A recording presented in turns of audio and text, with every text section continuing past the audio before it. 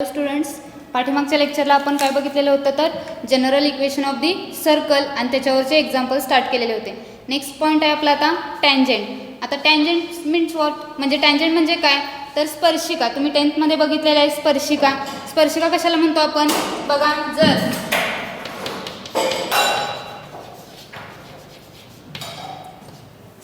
स्पर्शिका कशाला म्हणतो, जर तुम्ही सर्कल एखादं ड्रॉ केलं बघा, हे तुमचं सर्कल असेल, सर्कलला हा तुमचा सेंटर, ठीक आहे, centre that is C.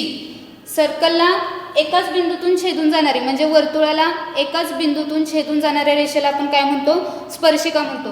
That is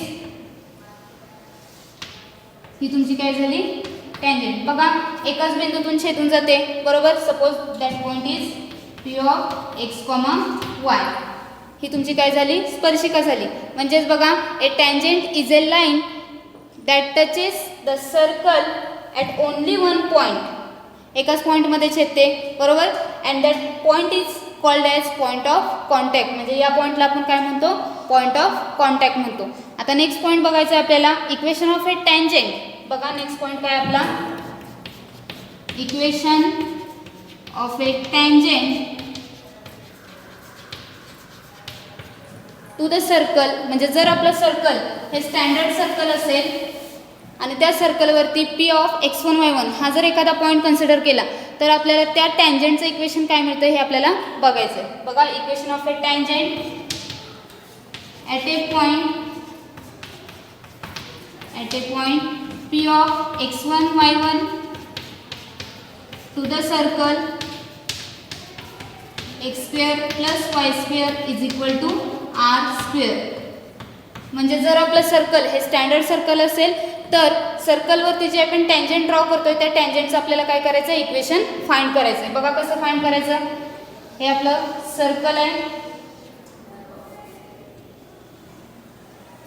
ठीक आहे, हे सर्कल आहे. सर्कलवरती सेंटर आपला सपोज असेल हा O, ठीक आहे, हा तुमचा सेंटर O. सर्कलवरचा एक पॉईंट कन्सिडर केला that is P of x1, y1. हा तुमचा काय असेल सर्कलवरचा पॉईंट असेल. आपल्याला टँजेंट पण बघायचे बरोबर. टँजेंट काय म्हणतो आपण, a tangent is a line touches that circle at only one point. म्हणजे एका पॉईंटमध्ये आपल्याला काय होते स्पर्शिका मिळते म्हणजे टँजेंट मिळते. या सपोज हा पॉईंट असेल तुमचा P ऑफ x1, y1. मग आता इथून इथंपर्यंतचं डिस्टन्स तुमचं काय असणार आहे दॅट इज r बरोबर. O to P चं डिस्टन्स काय म्हणतो आपण रेडियस दॅट इज r. म्हणजे हा OP बघा, OP काय झाला टँजेंटला परपेंडिक्युलर झाला बरोबर. त्याच्यावरून काय करायचं आपल्याला equation of the tangent find करायचं आहे. जर तुमचं इक्वेशन हे स्टँडर्ड फॉर्ममध्ये असेल x² + y² is equal to r², तर त्याचा सेंटर काय असतो आपला ओरिजिन 0 0, त्याचे कोऑर्डिनेट्स 0 0 असतात, रेडियस r असते बरोबर. आता बघा देन त्याच्यावरून आपल्याला काय करायचं आहे. आता जर आपण या लाईनचा स्लोप फाइंड केला, स्लोप ऑफ OP, तर तो काय मिळणार आहे फॉर्म्युलानुसार दोन पॉईंट लाईनचा जर आपण स्लोप फाइंड करत असेल तर काय घेतो y - y1 upon x - x1. मग हा तुमचा ओरिजिन किंवा सेंटर तुमचा काय O बरोबर. त्याचे कोऑर्डिनेट्स काय आहेत 0, 0. मग मला सांगा स्लोप ऑफ OP काय मिळेल आपल्याला. Slope of OP is equal to हा तुमचा पॉईंट काय आहे P ऑफ x1 y1. मग आपल्याला स्लोप काय मिळणार आहे y1 - 0 upon x1 - 0. Therefore slope of OP is equal to y1 - 0 that is y1 divided by x1 - 0 that is x1. हा काय मिळाला आपल्याला स्लोप ऑफ OP मिळाला, ठीक आहे, स्लोप ऑफ OP. आता नेक्स्ट आपल्याला काय करायचं आहे स्लोप ऑफ टँजेंट फाइंड करायचं आहे. बघा since OP is perpendicular to the tangent at point P. जर तुमचा OP ही लाईन या टँजेंटला परपेंडिक्युलर असेल कोणत्या पॉईंटवरती P ऑफ x1 y1 या पॉईंटवरती, तर आपल्याला टँजेंटचा स्लोप काय मिळेल. जो आपण स्लोप ऑफ OP फाइंड केले त्याचाच काय घेतो आपण इनवर्स घेतो, सॉरी रेसिप्रोकल घेतो. रेसिप्रोकल काय येणार याचा x1 अपॉन y1. आणि जो तुम्ही टँजेंटचा स्लोप फाइंड करता, टँजेंटचा स्लोप फाइंड करताना तो नेहमी कसा करतो फाइंड निगेटिव्ह फाइंड करतो बरोबर. म्हणजेच बघा since OP perpendicular to tangent at point P, therefore m is equal to, m म्हणजेच काय स्लोप ऑफ टँजेंट. ठीक आहे, आपल्याला स्लोप ऑफ टँजेंट फाइंड करावं लागेल. मग तो डिनोट करूया आपण एमनी. एम इज इक्वल टू काय मिळणार आहे, reciprocal of that slope OP, म्हणजेच काय येणार आहे -x1/y1. Then by using slope point formula, पाठीमागच्या लेक्चरला सॉरी स्ट्रेट लाईनमध्ये तुम्ही बघितलेलं आहे. स्लोप पॉईंट फॉर्म्युला काय येतो, y - y1. बघा, by using slope point formula, slope point form काय मिळतो आपल्याला, y - y1 is equal to m into bracket x - x1. ठीक आहे, आता व्हॅल्यू पुटअप करूया. Here m is the slope. आपण काय केलं आहे, स्लोप ऑफ टँजेंट फाइंड केला आहे. एमची व्हॅल्यू काय आहे आपल्याकडं -x1/y1. ती व्हॅल्यू काय करूया, स्लोप पॉईंट फॉर्ममध्ये पुट करूया. म्हणजेच therefore y - y1 as it is equal to एमची व्हॅल्यू काय -x1/y1 इंटू x - x1. आता बघा नेक्स्ट स्टेपला काय करायचं, हा जो डिनॉमिनेटरला y1 आहे तो मला LHSला शिफ्ट करायचा आहे. म्हणजे काय होणार आहे, इंटू होईल. म्हणजेच बघा काय, देअरफॉर y1 ने या टोटल टर्मला काय करायचं, मल्टिप्लाय करायचं. म्हणजेच आपल्याला टर्म काय मिळेल बघा, y1 minus y1 square is equal to, आता हा न्यूमरेटरमध्ये -x1 राहतोय, तो काय करावा लागेल, या ब्रॅकेटला मल्टिप्लाय करावं लागेल. म्हणजेच टर्म काय येणार आहे -xx1 plus x1 square. Therefore आता बघा ही जी -xx1 टर्म आहे RHSला, ती मी LHSला घेतली तर टर्म काय होणार आहे, पॉझिटिव्ह होणार आहे. म्हणजेच टर्म काय मिळेल बघा, xx1 plus y1 as it is equal to, हा जो LHSला -y1 स्क्वेअर आहे तो RHSला शिफ्ट केला तर काय होणार आहे, पॉझिटिव्ह होणार आहे. म्हणजेच ती टर्म काय मिळेल x1 square plus y1 square. बघा आता हे आपल्याला सर्कल कसलं सर्कल आहे, स्टँडर्ड सर्कल आहे. कोणत्या इक्वेशनचा x² + y² is equal to r². ठीक आहे, मग आपला x1 square plus y1 square ह्याची व्हॅल्यू आपण काय लिहू शकतो, म्हणजेच सिन्स p ऑफ x1, बघा since p of x1 y1 lies on the circle, lies on the standard सर्कलवरती p ऑफ x1 y1 हा पॉईंट लाइज होतोय. मग स्टँडर्ड सर्कलचं इक्वेशन काय असतं आपल्याला, x² + y² is equal to r². म्हणजेच जर आपण x² + y² च्या ऐवजी x1 square plus y1 square put केले तरी आपल्याला व्हॅल्यू काय मिळणार आहे, r² मिळणार आहे. Therefore x1 square plus y1 square is equal to r². आता ही जी मिळालेली व्हॅल्यू आहे ती काय करायचं, वरच्या इक्वेशनमध्ये सबस्टिट्यूट करायची. म्हणजेच इक्वेशन ऑफ दी सर्कल काय मिळेल बघा, sorry equation of the tangent काय मिळेल, xx1 plus y1 is equal to x1 square plus y1 square म्हणजेच काय आहे व्हॅल्यू, r². ही व्हॅल्यू इथे पुट केली r². This is the required equation of the tangent at point x1 y1. ठीक आहे, to the circle x² + y² equal to r². म्हणजे जर तुमचं सर्कल हे स्टँडर्ड फॉर्ममध्ये असेल, x² + y² equal to r² या फॉर्ममध्ये असेल तर equation of a tangent at point P of x1 y1 आपल्याला काय मिळतं, xx1 + y1 equal to r². हे काय मिळालं तुम्हाला, इक्वेशन ऑफ टँजेंट मिळालं. नेक्स्ट बघा आता नेक्स्ट पॉईंट आहे आपला equation of tangent in parametric form. Equation of tangent in parametric form. जसं की तुम्ही पॅरामेट्रिक फॉर्म, स्टँडर्ड फॉर्म जर असेल तुमचा equation of the circle, standard form काय असतो आपला, x² + y² is equal to r². हा तुमचा स्टँडर्ड फॉर्म असेल तर त्याचा पॅरामेट्रिक इक्वेशन काय मिळतं आपल्याला, x is equal to r cos θ, y is equal to r sin θ. हे काय झालं तुमचं पॅरामेट्रिक इक्वेशन कशाचं, या standard फॉर्मचं x² + y² equal to r². मग आता जर तुमचं equation of tangent xx1 + y1 equal to r² हे जर असेल तर त्याचं आपल्याला काय करायचं आहे, पॅरामेट्रिक इक्वेशन फाइंड करायचं आहे. ते कसं फाइंड करायचं बघा, equation of tangent to the circle x² + y² at point P of x1 y1 काय मिळतं आपल्याला, xx1. ते इक्वेशन काय मिळतं, xx1 + y1 is equal to r². हे आपलं कशाचं इक्वेशन आहे, इक्वेशन ऑफ टँजेंट. याचंच काय करायचं आपल्याला, पॅरामेट्रिक फॉर्म फाइंड करायचं आहे. In parametric form. In parametric form. आता बघा इक्वेशन ऑफ टँजंट काय आपलं x(x1 + y(y1) = r². आणि मी मगाशी सांगितल्याप्रमाणे स्टँडर्ड फॉर्म जर असेल इक्वेशन तर काय येतं x² + y² = r². आणि त्याच्यामध्ये पॅरामेट्रिक इक्वेशन काय मिळतं x = r cos θ, y = r sin θ. मग सिमिलरली आपण काय करू शकतो पुट x1 = r cos θ1. म्हणजे जर तुमचा पॉईंट x1 y1 असेल तर त्याला अँगल पण काय मिळणार आहे θ1 मिळणार आहे. म्हणजेच x1 = r cos θ1 and y1 = r sin θ1. मग आता आपण काय करूया x1 जिथे दिसतंय तिथं काय पुट करायचं r cos θ1 पुट करायचं. y1 जिथे दिसतंय तिथं काय पुट करायचं r sin θ1. मग व्हॅल्यू पुटअप करूया.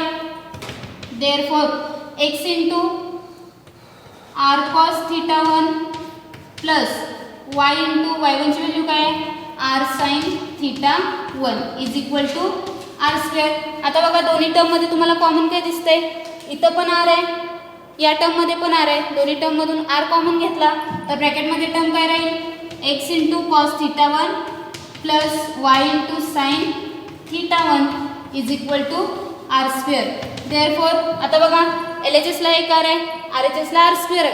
काय होईल इकडचा एक r या r² मधल्या एक r ला काय होईल कॅन्सल होईल. म्हणजे आपल्याला इक्वेशन काय मिळेल x * cos θ1 plus y * sin θ1 = r.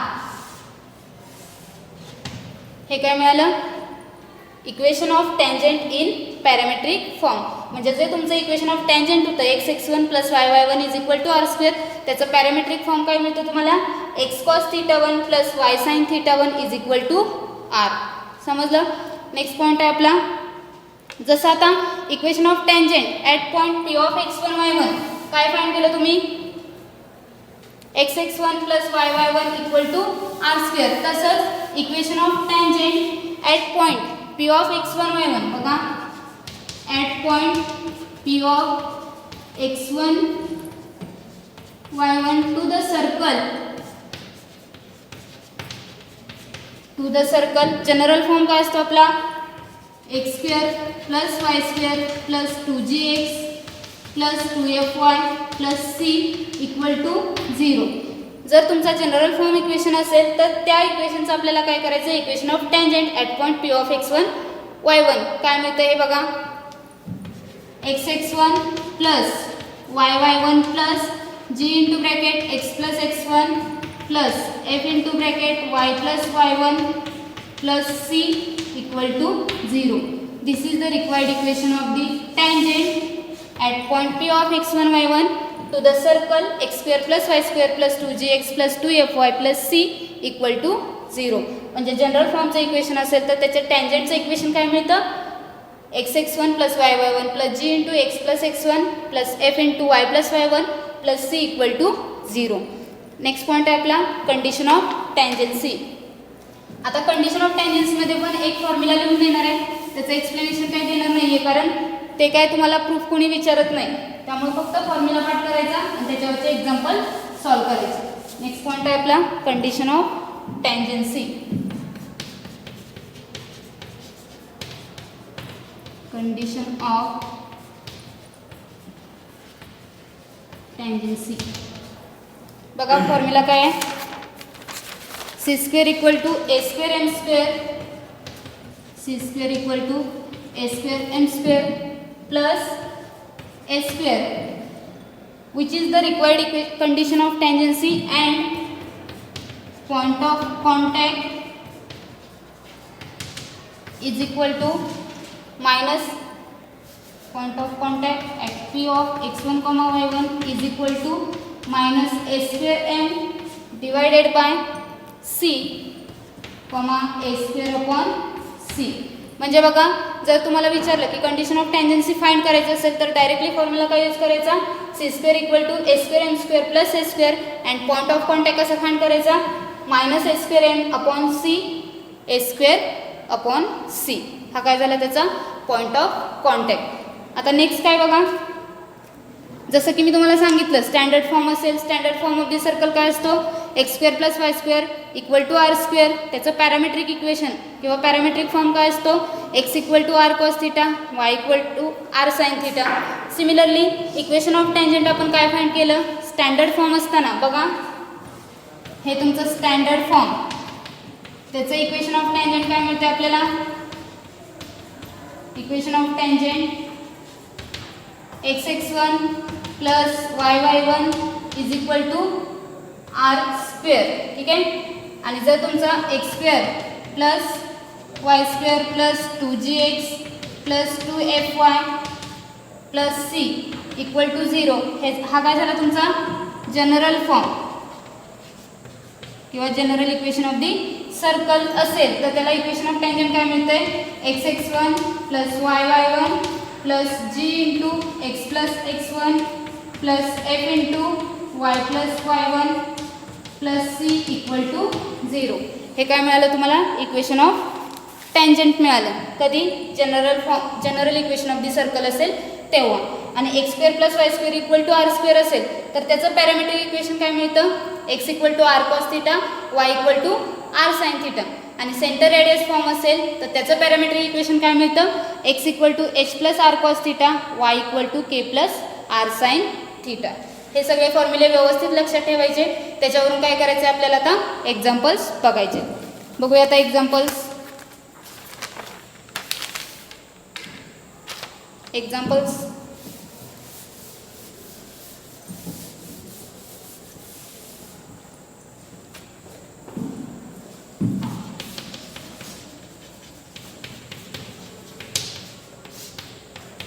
First example काय बघा, write the parametric equations of the circles, write the parametric equations of the circles. First example आहे x square plus Y square is equal to 9. आता बघा X square plus Y square is equal to 9. आपण काय करूया, दिलेला form कशाबरोबर compare करावं लागेल, standard form बरोबर. का तर इक्वेशन कशामध्ये दिलं आहे, x square plus Y square is equal to 9 आणि आपला स्टँडर्ड फॉर्म काय असतोय, standard form of the circle that is x square plus Y square is equal to r square असतं. मग त्याच्यामुळे आपल्याला कशाची व्हॅल्यू मिळेल, जर दिलेलं इक्वेशन स्टँडर्ड फॉर्म बरोबर कम्पेअर केलं तर आपल्याला व्हॅल्यू कशाची मिळणार आहे, आरची व्हॅल्यू मिळणार आहे. आणि त्या व्हॅल्यूचा यूज करून काय करायचं आहे आपल्याला, पॅरामेट्रिक इक्वेशन फाइंड करायचं आहे. बघा आता स्टँडर्ड फॉर्म असेल, स्टँडर्ड फॉर्म काय असतो तुमचा, x square plus Y square is equal to r square. त्याचं पॅरामेट्रिक इक्वेशन काय येतं, पॅरामेट्रिक इक्वेशन काय असतं, x equal to r cos theta and y equal to r sine theta. Similarly centre radius form असेल, centre radius form काय येतो, centre radius form x minus h bracket square plus y minus k bracket square is equal to r square. हा जर form असेल तर त्याच्यामध्ये तुम्हाला parametric equation काय मिळतं, x is equal to h plus r cos theta, y is equal to k plus r sine theta. हे काय झाले तुमचे पॅरामेट्रिक इक्वेशन. स्टँडर्ड फॉर्म असेल तर हे पॅरामेट्रिक इक्वेशन मिळतं, सेंटर रेडियस फॉर्म असेल तर x is equal to h plus r cos theta, y equal to k plus r sine theta. हे काय मिळतात आपल्याला, पॅरामेट्रिक इक्वेशन मिळतात. आता काय करूया, हे जे एक्झाम्पल दिलेलं आहे x square plus Y square equal to 9 ते काय करूया आपण या फॉर्मचा यूज करून एक्झाम्पल रिमेनिंग लेक्चर्समध्ये सॉल्व्ह करूया. ठीक आहे, थँक्यू.